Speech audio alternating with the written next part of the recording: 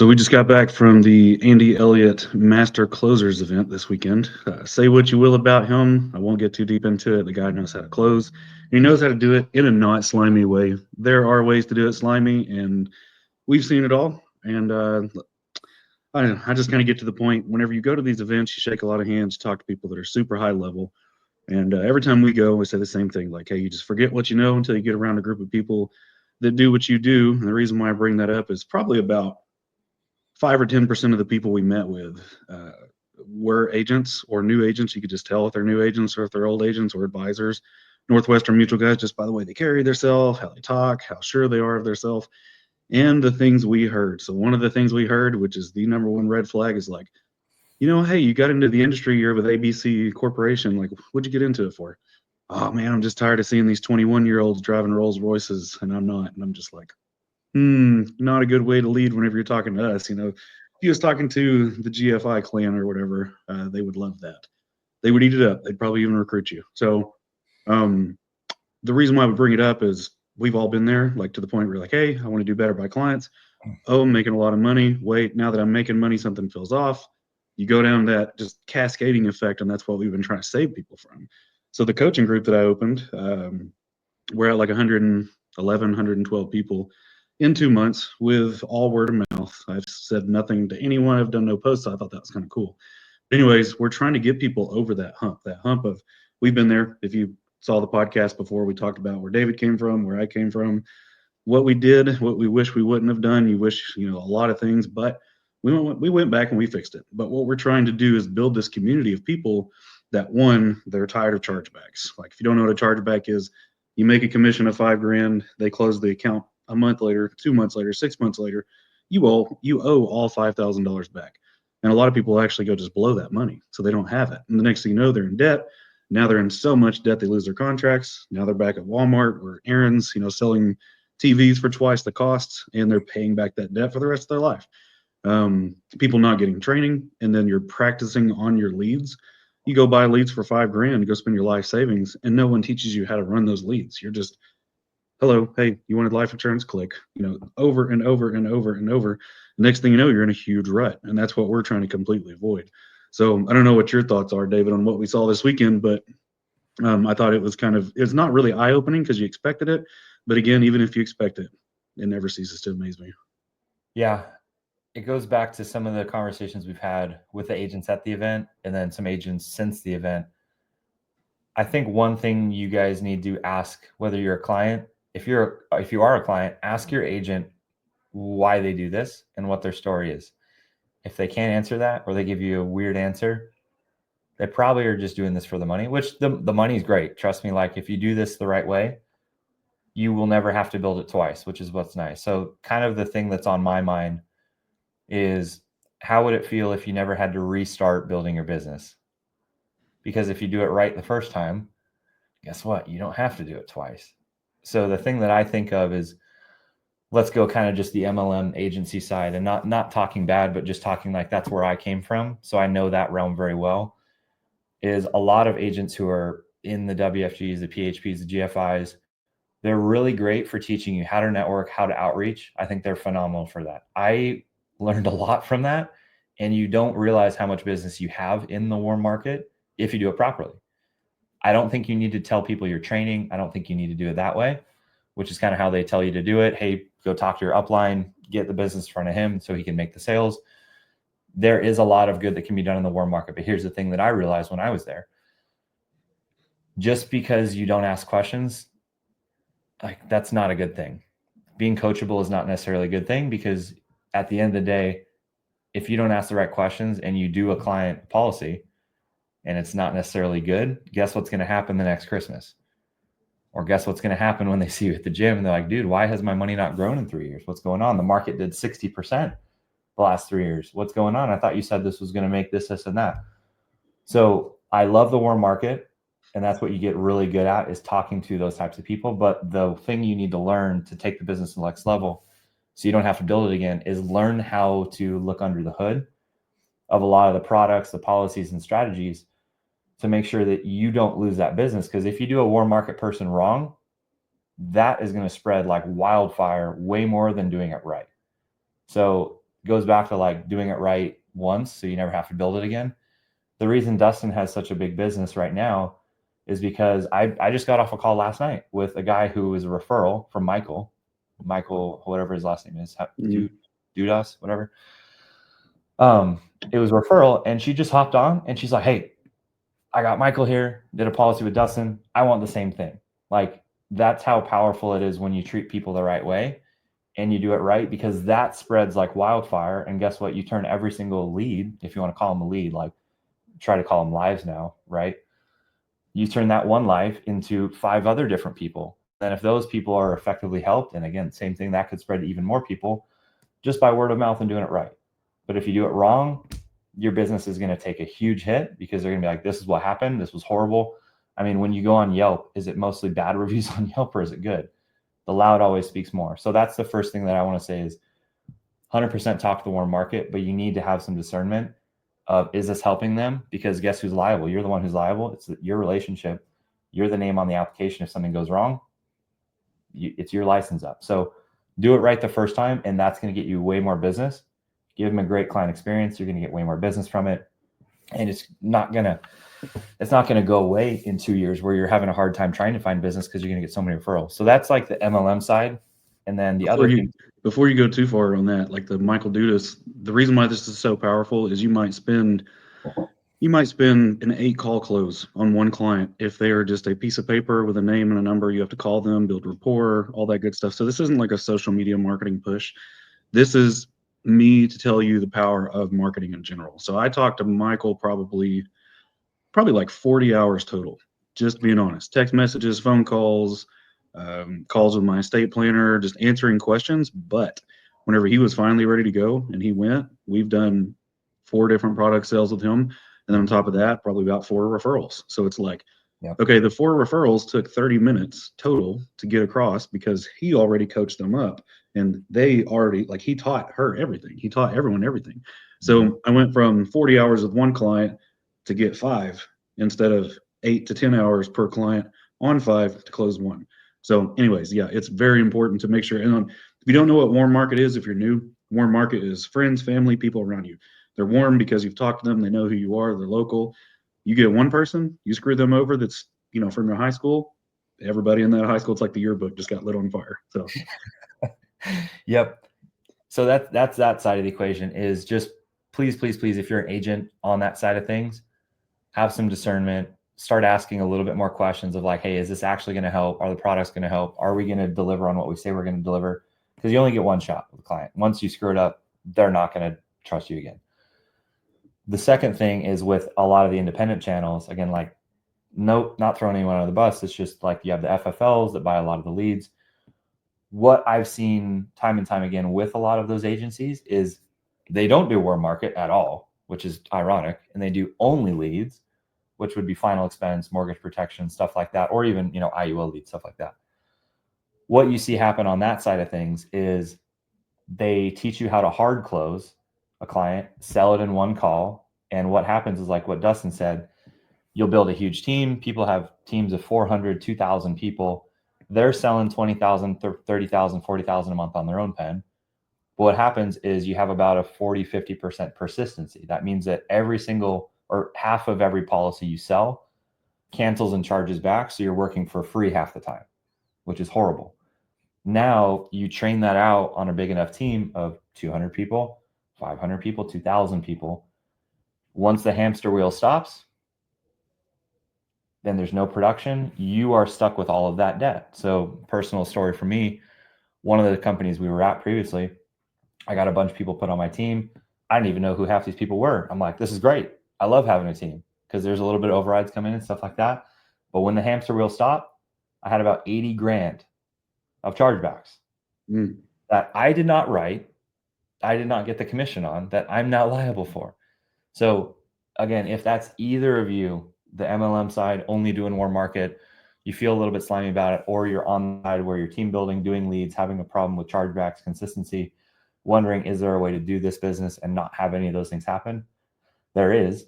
You just have to find someone who's actually done it before, which is where the whole coaching group comes in, because it goes to the whole point of, if you do it right the first time, You're never going to have to do it again. You're not going to have the chargebacks. Like, how many chargebacks do you think you've had? Like number of chargebacks, I'd say like 10, and that's on 700 policies, so 1%. less Right. than one. Yep. So same thing, right? Like, even if you're doing leads, I love leads, but there's a very specific way that you need to be trained in how to do them to make sure that they stick. And you even get more referrals from the leads. Like, I have a lot of annuity leads where people are wanting retirement protection, they're wanting help with this stuff. And we get a lot of referrals simply because we treat them so well. We take care of them. We deliver on everything that we say. And that, again, one lead turns into more and more and more and more business moving forward. So my whole point of going through all that is really take the time to look at, like, what is the business you want to have? Do you want to be in this for the next 10, 15, 20 years? Because if you do, you only want to build it once. You don't want to build something 2 years, it crumbles because you built it wrong. Build something again 2 years, it crumbles because you built it wrong. And that's the whole industry. And people wonder why they have such a hard time getting ahead, is because they just don't do it right the first time. Yeah, and not as a pitch or anything, because it might come off like this. Building it in the right place too is another way to have to rebuild. If you go to a 3-letter agency that's an MLM, you put everybody under you, you don't get the chargebacks, you have a good team, but then all of a sudden you just don't agree with where the direction the company is going, and you go to leave, you got 6 months, you got to hold all your contracts. And then you're like, okay, I can either go do something else for 6 months, or I can write carriers I've never written before that are terrible, and you just don't know. So building the right team in the right place in the right fashion, selling in the right way, common sense is the trinity of doing things correctly. But it really, like most people I know, they go through it. They go through, I had a post today where I talked about one person. I won't say who they are, but one person, I tried to get them to come over with me, and I gave them every value in the world. I was going to double their income overnight. Like, it was going to be great. And I was going to get to work with somebody that I liked. They thought it was too good to be true, because their upline was the best person in the world, with some Jehovah's Witness that would just never lie to them. And next thing you know, she's like, I said she. Okay, see, she decided not to come over. Okay, cool. 6 months later, she goes to a 3-letter agency that is at the bottom of the barrel, that pays way less than she already had to be part of a team. So it's not to be like dramatic or anything, but started the team by themselves, built it up to where it was. I was going to let them do everything they would keep doing, but at a higher compensation rate. No, that doesn't exist. We'll stay here. Hey, someone offered me something that's less. That makes more sense because I can believe it.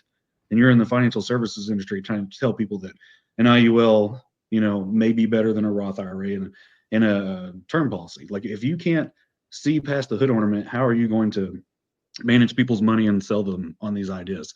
So I say all that to say, building your team in the right place around the right people, and then having the strategies of how do you close somebody?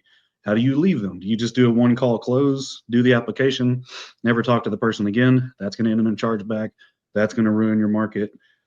You'll see it on Yelp. You'll see it on your Google reviews if you have any kind of page. Like, it is a recipe for disaster. Mm-hmm. Yep. I think you said it perfectly. A lot of people just don't know what they don't know, and they think it sounds too good to be true, which sometimes it can be. But the one thing we always try to do is just make sure people avoid the things that we had happen to us, because you can learn from smart people, learn from other people's experiences. Dumb people learn from their own, right? So if you're an agent, all I would say is just, this is a very free industry in general. And I'm not saying that it's just myself. Like, millions of people would tell you the same thing. Really just make sure you're asking questions, looking under the hood, seeing what's going on. And even to your point a second ago, mentioned a lot of the MLM companies. Let's talk about owning your book of business, because that's a hot topic right now. Oh my. Almost the fastest growing MLM right now is talking about how you don't own your own business. Come to us and you can own it. But we know that they still don't own it at the new book. So yeah, go ahead. The funny thing is, like, if you are an independent agent, meaning you have contracts direct to a carrier through some channels, you basically own your book of business. That's like a standard for the industry, is if you do that client and you leave the company, that's your client for the rest of time. You get paid on it. You get paid on the renewals. You're the servicing agent. Where I came from, you write the business, guess what? It stays with them. They are the servicing agent, and you are no longer connected at all. You don't get paid on it. It's not your client. It's the company's client, because it's what's called an LOA model. So if you don't know, the standard is you own your book of business. If you are being told that you don't own your book of business, that just shows you how bad of a company you're at. because it's just the standard for the industry that you own your book of business. Most of the MLMs, you don't. Yeah, and a good red flag on that is if you get paid by your MLM and you don't get paid by the carriers, that is a huge red flag that you are LOA. LOA is just line of authority. You have three lines. You have carrier, you have your upline or the MLM, and then you have you. They pay them, they pay you. So if you don't get a check directly from whoever your carrier is, I won't mention carriers, you're probably LOA. You probably don't own your book of business. And why is that so important? Say you sold all your friends and family, 100% conversion rate. A year later, you leave that carrier. Now they're getting emails from some random agent that took over your book. How's that going to look on you? Even if you did them perfectly right. Yeah, nuts. The other thing I want to mention too, when it comes to, I think we've been through a lot in the last couple of years, just experience wise, which gives you hopefully some wisdom. The one thing I took away from this weekend in light of the past couple of years has been people's value, how people value themselves is reflected in if they invest in themselves. Meaning, I'll give you an example. Let's say an agent wants a bunch of free stuff. Like, I want free leads. I want this. I want that. Whenever someone comes to the table like that at all, that tells you how little faith they have in themselves because they need something for free. Versus if someone comes to the table and they're willing to buy leads, they're willing to invest in themselves. Hey, how much time per week do you spend studying sales, investing in yourselves, investing in mentorship, doing all these things? However much someone does of that will tell you how much they believe in themselves. If someone ever goes to something that's free, that shows you how little value they have in themselves. So like what I look for when we're bringing people on is if someone's first word out of their mouth is like, I heard you have free leads. I'm like, nope, you're out. Because what that tells me is they're going to go to the next place that offers them just 1% more or 1% more or 1% more pay, 1% more leads or anything because they can't have any value in themselves versus someone who's like, there's a stud working with us right now. I won't name him, but he's like, dude, I'm going to do whatever it takes. I want to hop on all your calls. I want to do this. I don't need anything from you. I just want to learn and I want to buy leads and I want to implement the stuff that we're learning on the leads. And guess what? He's done like 50K of business the last month from just applying this stuff, but it's because he was directly investing in himself with time and money doing leads so he can make a return. So all I want to say is just, if you're an agent and anyone is ever trying to give you free stuff, that never comes free. Because if someone gave it to you, they can take it away like that.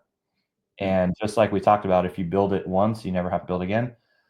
I would rather be investing in my own stuff that I own versus someone giving you free stuff, because you are at the mercy of them at every waking moment. So if they decide, hey, we're going a different direction, we're doing this, your whole business slams to a halt and you're not a business owner. You're just an employee. So that's all I would say is if you're a newer agent, be very weary of if someone says, we're going to give you this, we're going to give you this, versus saying like, hey, we're going to have the opportunity to teach you and do all these different things and we want you to invest in yourself. Those are two whole different scenarios. Yeah. And again, if you go somewhere where they give you free leads, what are they doing? They're giving you the IV to keep you alive. If they give you just a little bit of comp, a little bit of leads, they own you forever. But we do not as a pitch. What we do, what I would want for me is make you the professional. That way I don't have to ask questions all the time. I don't have to answer your questions all the time. I'm not constantly checking on you. Hey, did you do your dials today? Did you talk to your warm market? Did you go to that local PNC office and take them donuts like I told you to? Like, did you do base level what you were supposed to do today? I don't want to do that. I want to call you like, hey, man, I saw you wrote $30,000 worth of business last month and it was actually good business. It wasn't trash. That's awesome. Maybe we can get on a call and I can train you on how to sell this. Like we have, 12 verticals. You're only doing 2. Since you're doing so well, let's add in some more verticals because I know that you've earned it. And a lot of people, they try to learn too much. And like you said, you invest with money or you invest with time, or you can do both, which will make you grow faster. Mm-hmm. So whenever I started, David was buying a bunch of leads. I was buying leads and I was door knocking and I was on social media. So I just thought, how can I get clients? How can I talk to people? Go all those rabbit holes, all those avenues, and see which ones stick. So local, nothing stuck. I probably spent thousands of dollars on donuts and pizzas and all that good stuff. I even worked on people's bathrooms for free because I was a plumber at the time. Like, hey, I'm going to go fix your toilet for free, and then here's my card. Nothing. And then I went to the lead side, spent $4-5 on my first set of leads, 0. And it was kind of my fault because I bought them locally in Oklahoma where everybody's poor. And then I spent more on leads as my social media picked up. So I spent with time, money, effort, books, podcasts, webinars, learned from Doug Andrews, which is far left. Then you had David McKnight's about right in the middle. Then you got Ken Fisher's and the Dave Ramsey's over here. If you learn from them all, and then you start to see like what's their rebuttal to life insurance and what's their rebuttal, and you kind of find out it's in the middle. So Dave Ramsey says that when you die, you don't get your full death benefit, or you don't get death benefit and cash value.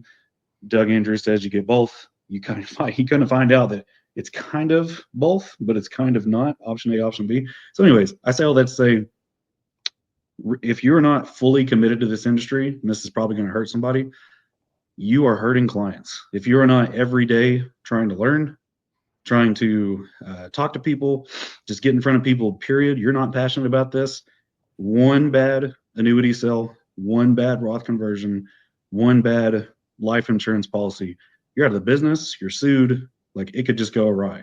So to be a student of the game and actually listen to your, and I hate to say this, mentors, like your mentors, people that are above you that's been there and done things before, make sure you have the right mentors. Because if you'd have came to me 2 years ago, I'd have been like, hey, read these 3 books. I'm doing really well, but I don't know what to tell you. Just go read these books. You come to me today, I'm like, hey, you need to work on yourself. You need to read these books. You need to dial. You need to do everything that you can possibly do. So whenever you speak, the confidence comes out. It's another thing we learned this weekend, which not learned, is just kind of reiterated. The confidence of your voice when you talk to somebody is like, do I want to be like this person or do I trust them? Like it's either going to be this side or this side. Whenever I speak, I'm very dumb. I get it. From Oklahoma, I look like the type of guy that's digging ditches because I've done it before. But the confidence that I speak with, there's no stuttering. And if I do stutter, it's like, hey, I'm not stuttering because I don't know this. I'm not trying to come up with a lie. I'm thinking A, B, and C, like all these different things. And I come from like the Babel side, if you can't tell. Fisher come from like the professional side. So I sit home with all my professional clients. But anyways, that was my 5-minute rant. Yeah. So I think moral of the story, last thing I want to mention, you mentioned mentors a second ago. Be very wary. I hate that word. It's like a swear word for me now, just because I have such a bad taste in my mouth. Be very careful who you choose to be your mentor, because it can ruin your life or it can change your life.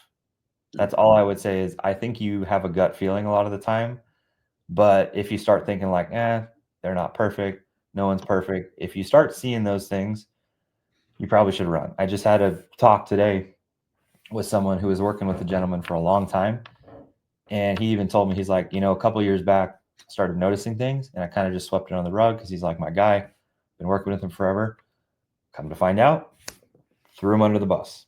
Yep. So it's just be very careful, because that can have a catastrophic effect the longer you let it go out. And the thing that I learned the last year in business is if you're not being proactive to avoid things, you're going to get screwed so quick, because you're going to be reacting to someone else's choices that they've decided for you, and you're playing catch up, where now the next 3, 6 months or year of your business is trying to get back where you were instead of getting ahead and always making sure that you're on top, because you're the business owner. It's your responsibility to make sure you're handling stuff. If something happens to you in business, I hate to say it like this, but it's your fault. Your fault for following that mentor, your fault for allowing that to happen, your fault for not seeing that. And guess what? That's what gives you wisdom, experience to be like, hey, next time I see that, not going to happen. It's already happened. So reason I say that is get discernment, get wisdom. That only happens from either talking to people like Dustin or I who have been through it, or learning it yourself. And guess which one's easier? Talk to someone. Please talk to someone. I mean, what's that saying? I know all mentors use it, and you sent me a reel today that just cracked me up. I think it's today.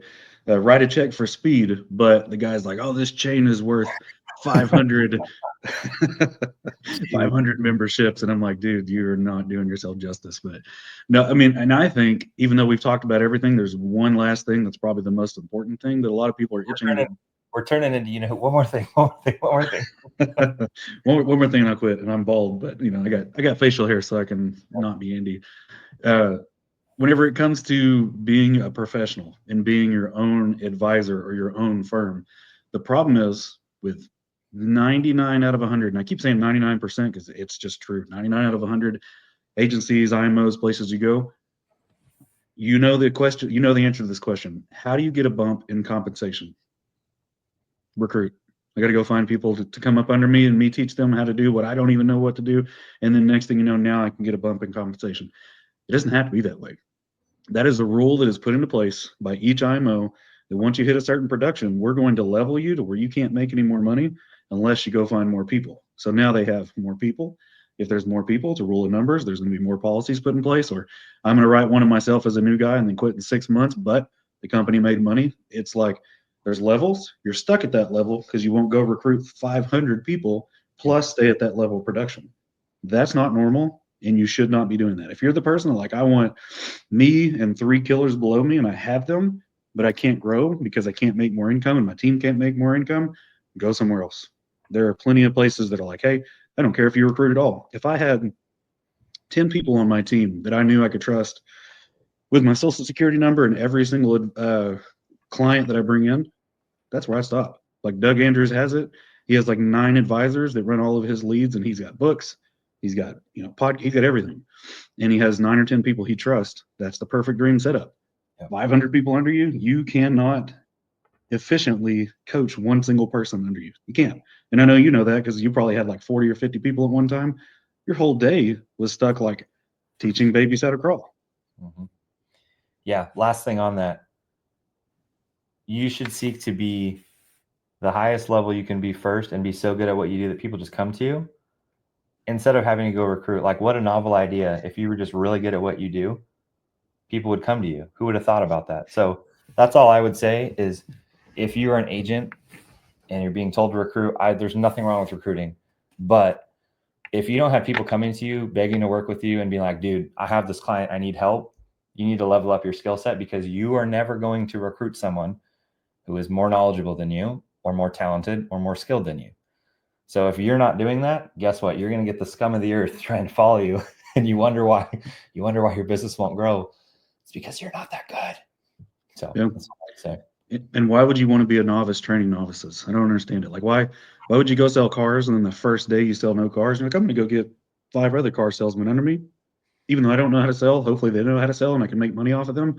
That's kind of the industry. There's people that have 1,000, 5,000, 10,000 agents under them, and it's just enough ridiculous amount of volume that it keeps their business afloat. They started like us, like ethical, do things right, client facing. It was like, oh, I can make a ton of money if I just shut my mouth and recruit like crazy. And now they're the top of the food chains. They're sitting around smoking cigars, driving the Rolls Royce on Instagram lives, and you know who I'm talking about if you're watching this. And that's how it goes. That's how it always ends. I hate to say it. And that's why, one, you need to do it first. You need to do it right. That's what I did. Not to say that I'm anybody special. Do it right. Be so good at it. Market it. Like, go for your clients. And then next thing you know, I had people knocking on my door for over a year. And I was like, I don't want a single person under me. I don't want to deal and I want to babysit. But David's like, you know what? I'll take care of it. I'm like, it's all you, bud. Next thing you know, we got, 100 and something people that are just like, hey, we want to do business. And it's not even like we want to come up under you because, again, we talked about this before. Last thing you want is like, oh, if you want our help, we have to make money off of it. It's not the case. It's not how it should ever be. But yeah, choose your mentors wisely. Run from people that say recruit to make compensation. And if you do recruit, you better be the professional first. Yep. Be undeniable. You won't have an issue in your business ever.